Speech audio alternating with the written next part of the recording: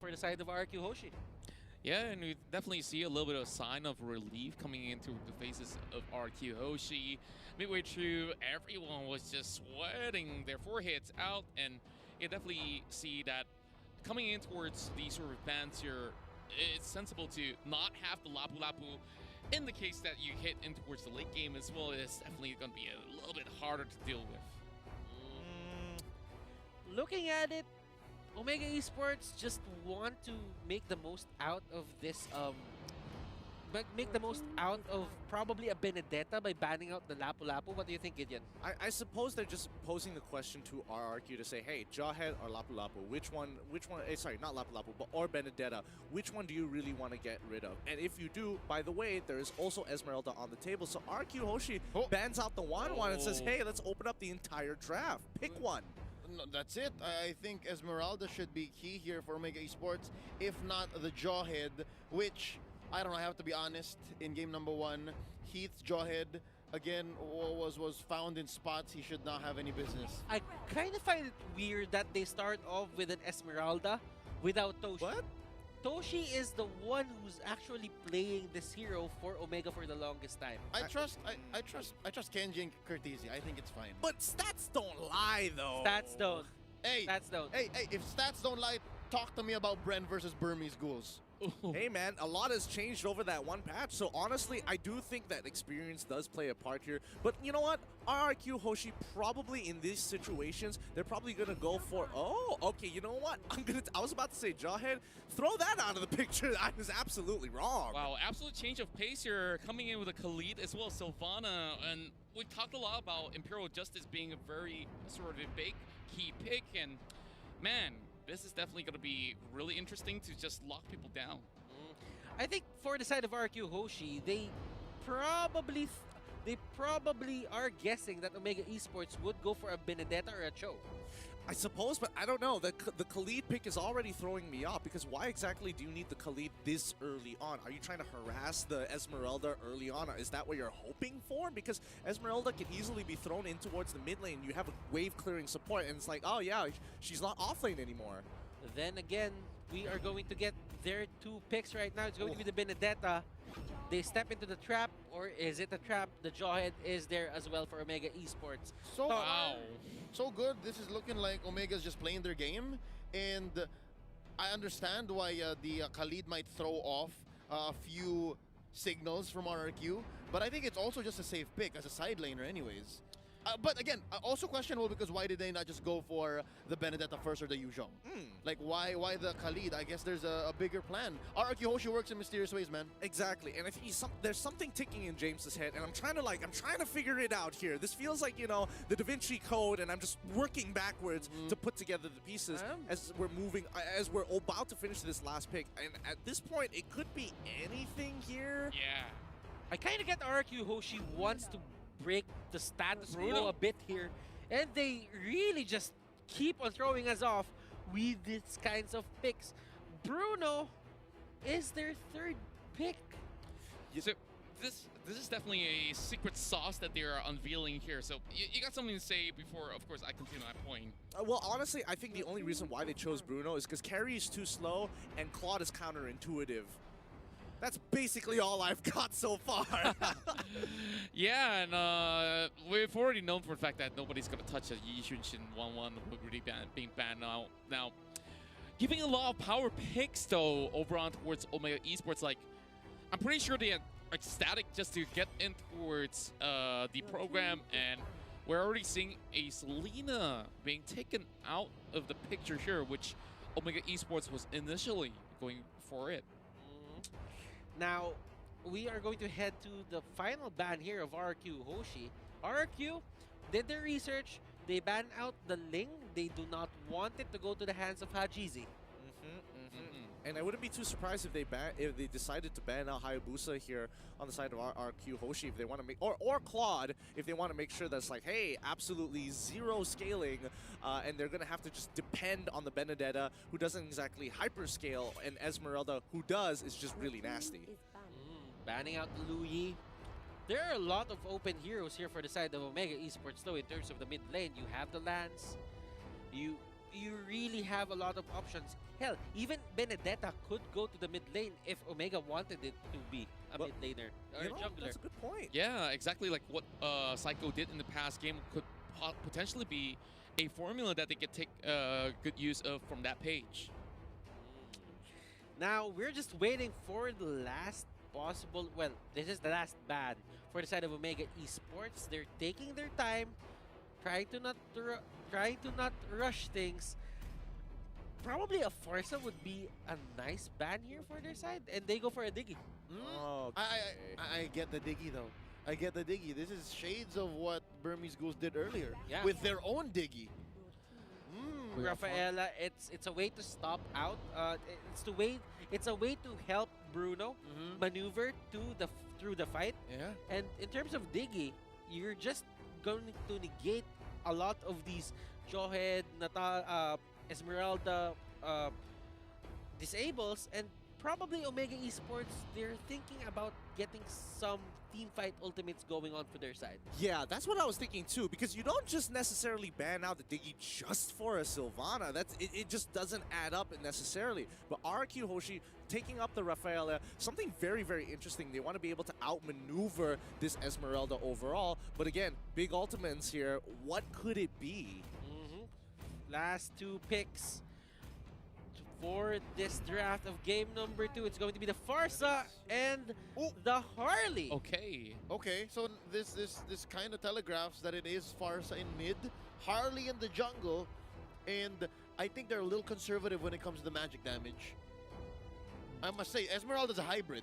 Yeah, I mean, true, but for the large majority, she works weird. She works weird in the sense where it's like, I kind of do damage, but I give you shield, turn your life into shields and then steal it away, you know? It's rather interesting, but majority of her damage does come from magic. And Rrq Hoshi, they're going to finish it off with the Belleric. Oh. This is such an interesting composition coming in from Rrq, and it's definitely something to just kind of watch back later on to understand what is going on. Wow, the layered defense coming in from the side of Rrq Hoshi, though, is definitely going to be something interesting to watch, especially you have that sustain coming from the Rafaela, going with the holy healings and just keeping them up all night long, alongside with the Khalid, which is already kind of tough to deal against. But looking at the sort of the pace that we're going in towards game number 2, this draft, which is definitely the first out of the many that is being pulled up from the side of Rrq Hoshi, is keeping our eyes wide open. Rrq Hoshi, clearly they have a different stand on the meta right now. They are playing, they are throwing us off, and right now we're trying to decode whatever it is that they're trying to do in this meta. And Omega Esports, they really have to face this. I hope they figure out something in this game, because if not, they're going to go to the lower bracket. Ladies and gentlemen, game number 2, we head on to the Celestial Palace, and Gideon, Leo, and Contra take it away. Thanks, Butters. And this game is, I'm hoping it doesn't reach all the way to that 30, but Rrq Hoshi wants to start off strong. And when you got a Bruno and when you have a Rafaela, you just can't help but to look to push them out of their own jungle. All right, this is Psycho once more in the roaming role on that Rafaela. And we're trying to decipher slowly what's going on with this lineup. Curtizi juggling these waves, juggling the aggression, and there seems to be a scuffle here in the river for the Litho Wanderer. Not exactly sure who got it, but oh, Heath was just chilling. Oh man, and yep, they just ran past him, forced it flicker away this time around. So not all too shabby after all for an attempt from Rrq. So honestly, I think Heath was just clenching his butt cheeks, just like, don't notice me, as he slowly walked on out and waddled through river. yeah, like this kind of things don't just go by unnoticed. Most often than not in competitive play. Over on towards the lower side, we do have Kenji versus R7. Oh, first blood. No, but he's gonna get returned. Wait, don't tell me you got. Okay, I thought he was executed for a moment there. I was like, no way, the passive would have procced at some point. Would have been amazing. I think that's what he was just hedging on. And right now, look at this. Kenji baiting out R7. Does he know that Hajizi's waiting here? Oh, there you go. Poker trick, clearing the waves, and R7's not having any of it. They go for the crab. think overall this game is just going to be like a nice and slow pace here unless Rrq wants to ramp it up by adding gasoline to the little fire that they've started so far, especially since both sides haven't really gone too far ahead, and I think even Khalid is just chilling in his lane thinking, I don't really need to do anything and hold and protect myself. Yeah, and speaking of which, I'm definitely keeping my eyes on Hajizi as well, as he'll be setting to go in for those picks up in towards the mid-game itself. I'm not sure what kind of fusion can he possibly pull up this time, but they're pulling out the turtle. All right, here we go. Starting it up. That's 4 members of Rrq Hoshi Omega Esports going to answer back. Turtle at less than half health. Feathered Air Strike pulled in here by Yeliaze. Vin going to be the first target. They're not having any of it. Heath does not have Unstoppable Force, but he has Ejector. Vin gets bursted down, taken out by Hajizi. That's going to be a trade, though. Hajizi destroyed by Albert from the back lines. It's free hits from the Bruno. That's going to be 2 for none plus a turtle. 2 for 1 make that. Oh, Rrq Hoshi off to the races. This is a really good start here because, I mean, even though Omega Esports looked like they had the better engage, the counter engage coming in from Rrq Hoshi was kind of nuts, and they were able to hit a large majority, forcing out some big battle spells, and especially the Purifies and Flickers from everybody else.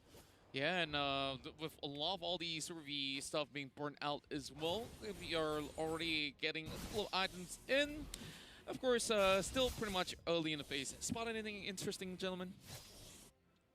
Not just yet. I think it's still relatively similar, but it's going to be a huge fight here as the Feathered Airstrike comes through, but Lemon is in the backside wanting to stop this move from Farsa. Oh. She can't even hit Wings by Wings. Hajizi is the next to fall. They're diving. Oh my goodness. A triple kill going over to your boy, Albert. 4 for 1. I'll take that any day, plus a good amount of hits on this outer turret energy shield. Nay, make it the whole turret taken down not even 4 minutes in.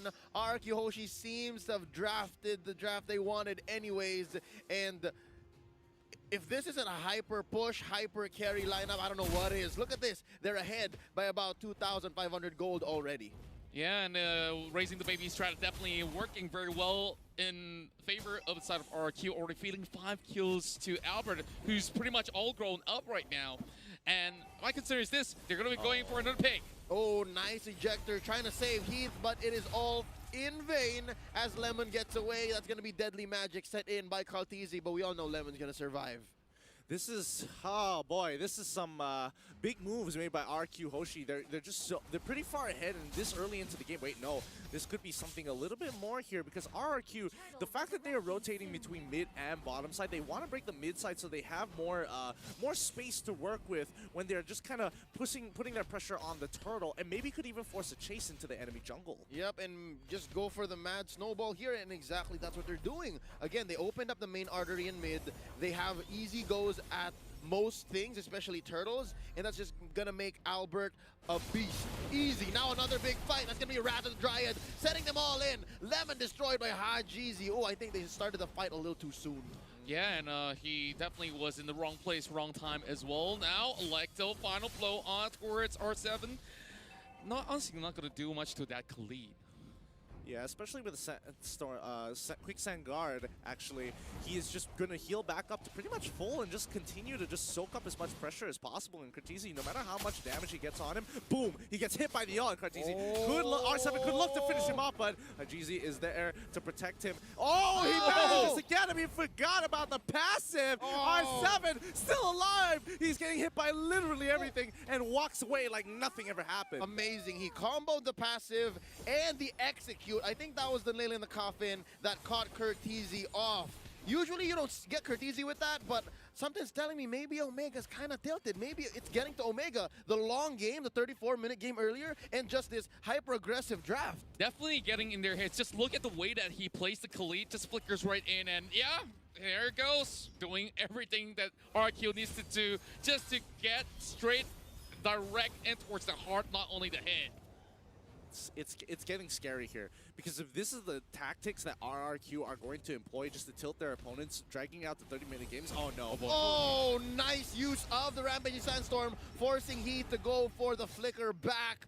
Hey, if you're using your opponent's tanks, again, a playmaking tanks, skills and battle spells to just push them back and just go for failed attempt, it's going to be a non-starter. And if you do this for the next 3 minutes, you're going to see Vin here, Albert, build up to more than just a Berserker's Fury. I'm seeing maybe a battle, an endless battle in 2 minutes. I suppose, but I think like they've got the Berserker's Fury. Endless Battle is probably going to be coming up real soon as well, like you said. But is that going to be enough? Like, what happens once Omega has kind of scaled up and oh, this is a pick? Oh, that's Vin. Oh, he's able to get out despite all the deadly magics. Nice pin down, Imperial Justice onto Heath, and yeah, you're underneath the turret. You turn it into a chase like this. It's gonna be fine. Omega Esports knows to retreat. Oh boy, yikes. Just look at how fast he just melted down right there as he tries to go in for the pickoff. But even if they managed to get that catch, the rest of Omega Esports evidently wasn't ready to respond to that pick itself. So not sure if it's miscomm or, you know, something that he hopes to just burst it down in the flick of an eye. Oh boy, Albert is so huge. He's literally critting for 1.8k. 1.8k. Let that sink in for a bit because it's only 7 minutes into this game, going to 8. 1.8k, that's about half of most heroes' life bars at this point. And yeah, no quarter here for this tier 2 turret up top. Sandstorm starting it up. That's going to be the Feathered Airstrike pushing them back. But no, they already set their sights on Heath and take down the Jawhead, as well as this mid lane turret. Inhibitors left standing, save for bottom. This is aggression like we've never seen before, at least in the playoffs, especially with a draft as unorthodox as this. I mean, Albert is enabled and they want more. Look at that damage. Cortese barely stood a chance. Lemon went over the wall just to try to get him with the Dryas, but luckily Cortese survives with just a sliver of health. Yeah, Cortese almost dropped right there, and now I'm just being less speechless on how effective this composition have worked out in favor of Rrq, Hoshi, and Omega Esports now could not really leave the base at the moment. Yep, they got the breastplate up for Kenji, now playing very defensively. Yo, the breastplate on Kenji feels reactionary. It just feels like, oh, I need to build it because we're dying too soon. It honestly feels miserable right now. Looking at the record here, 4-11, about 7k ahead is Rrq Hoshi. This First Lord here, if they don't do anything that just changes the way that they engage, which I'm struggling to find right now, I do think that it's a free Lord already. This one, 3 seconds away, and there you go, Albert already has the endless battle. I think that's a later spec coming up next. Oh, they catch a GZ off. Albert uses not even the wave of the world just yet. That's a double for the Bruno, and they are going for the throat. They are going for this mid lane inhibitor. Feathered Airstrike being called off by Yelly Hayes. He's saying they're at our gates. They're at our gates. Mayday. Mayday, mayday, they're already calling the red alert right now as Omega Esports forcing their way out of this one, and Rrq, they're looking to close the game. Oh no, that's it, ladies and gentlemen. 10 minutes in, 4 seconds. Rrq Hoshi